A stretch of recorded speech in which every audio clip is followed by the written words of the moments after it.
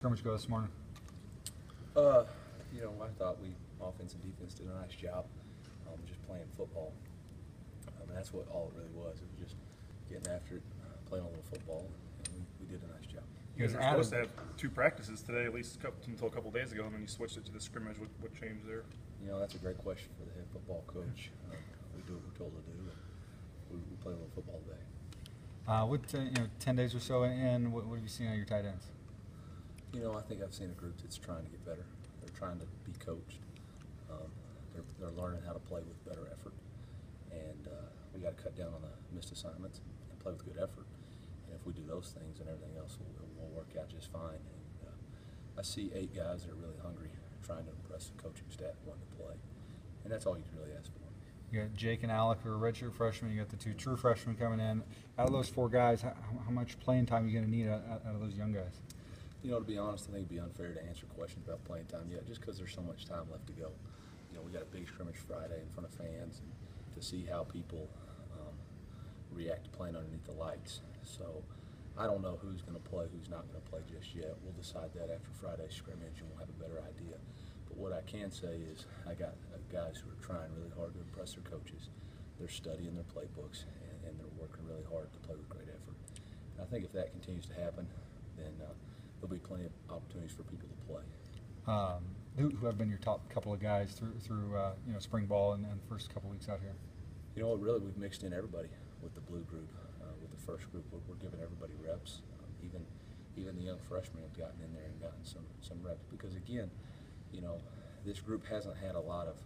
They've had some playing time, but they haven't necessarily been counted on like we're asking to be counted on right now. And so you just got to put everybody in that situation. It's going to be a different deal in Atlanta in that dome with about 75,000 people.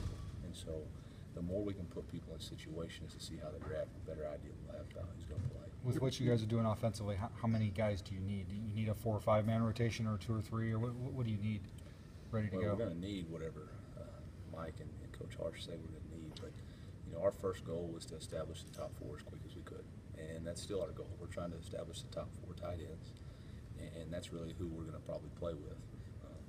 I don't think we'll have a 5 tight end set, but you never know. With our guys, they can draw something up, and we'll get out there and get ready. But our goal is to try to establish the top 4 as quick as we can, and we're still working on that. What have you seen out of Jake Rose so far?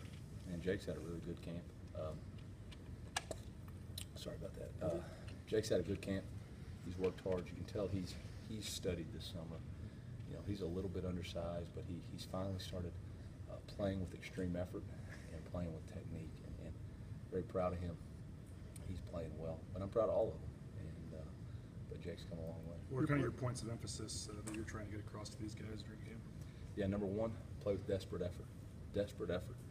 If you're not getting the ball, you need to be engaged with somebody else in a block, and that's number 1. And then number 2 is no MAs. We can't have missed assignments at our position. And I think if you do those 2 things, then all that other stuff works itself out. But if you don't play with desperate effort, and you don't know where to line up and don't know who you're going to block, I don't care how talented you are, you're going to hurt the football team. And so that's our mindset. That's our goal. Every play all the way through the whistle, and then know your assignments and execute them exactly how you're coached to do it, exactly how the quarterback expects you to do it, and exactly how the coaching staff expects you to do it. If you do those things, you'll be all right. How much is on their plate with this offense and all the stuff they're having to learn how to do? It's a load. It's a load. We got one pass concept, and they run all 3 parts, and they just got to know based on their alignment and the formation what they're doing. But that's good. That's good. You want them. If you want to be counted on, you have to be able to handle some information. And so they're expected to know a lot. They're expected to line up in different ways and shift, and then they're expected to go whip a 240-pound defensive end. So it's not an easy job, but they signed up for it. They're going to get it done. How has that been going? Based on what they did last year to this year, I'm sure they have one of the biggest adjustments probably at most of the positions out there. How they adjusted? Like I've said several times before, I really don't speak about last year a whole lot. That was a different staff. They were asked to do different things, and I'm sure those guys coached it, did it exactly like they wanted to do it.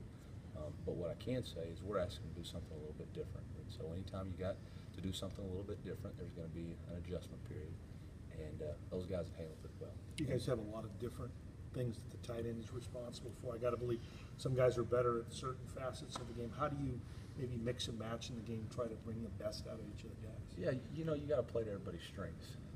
whether it's in your coaching staff, your managerial staff, your football players. Everybody's got strengths. God's given us unique talents and abilities, and so it's our coaches' jobs and responsibilities to put those guys in a position to be successful. And to be honest, with my high school background, that's pretty easy for me to find what this guy can do and make sure he's put in that position to be successful. And then it's Coach Sanford's job to make sure we personnel it the right way, and Coach Adams' job to get them on the field at the right time. And so we're all doing it, we're all learning it, and it's going to be good.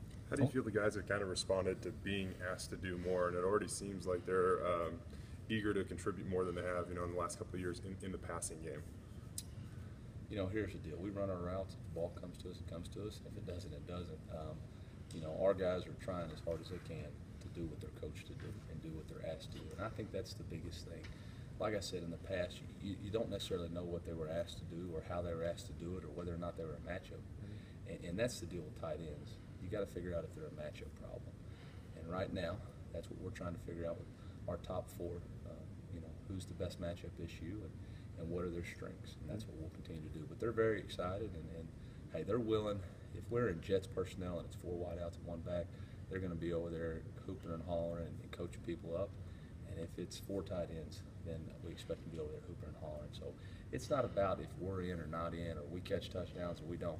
If we're supposed to block, we better block our brains out. And that's, to me, just as important. It may not be in the newspaper and all that, but the bottom line is if 11 people aren't doing their job, then it doesn't really matter. So if we're asked to block defensive end on protection and make sure that Matt Miller catches a touchdown, by God, we're going to get the job done. How do you feel like you'd rate the group so far in terms of getting lined up and getting to where they're supposed to be before and after, Yeah, it's day by day. It's day by day. It depends if their mindsets are right for practice. Some days are better than others, but I'll say that as we've progressed, as we've done it more, it looks a lot crisper, a lot cleaner than maybe it did in the spring. And even at the first of fall camp, you can tell those guys have worked real hard this summer, and you can tell they're anxious to do what they've been asked to do. You mentioned the Georgia Dome. How many times have you coached there? I coached there twice. What do you tell those guys about the atmosphere they're going to be going into in a couple weeks? Well, bottom line is they're going to go into the South, and it is at a neutral site, but it's only about 6 hours from Oxford, so there's going to be quite a few Ole Miss fans there. And so the bottom line is when you're in that situation, you got to focus on doing your job better than you've done it before. You're not going to be able to hear at times. It's going to be loud and crazy, and it's going to be one of the bigger games as far as crowd that these guys have played in a long time, and especially those redshirt freshmen when they get to play. So I talked to them the same thing. Play with desperate effort, don't have any MAs, and do your job better than you've done it before. And if you do those 3 things, then the chips are going to fall where they may.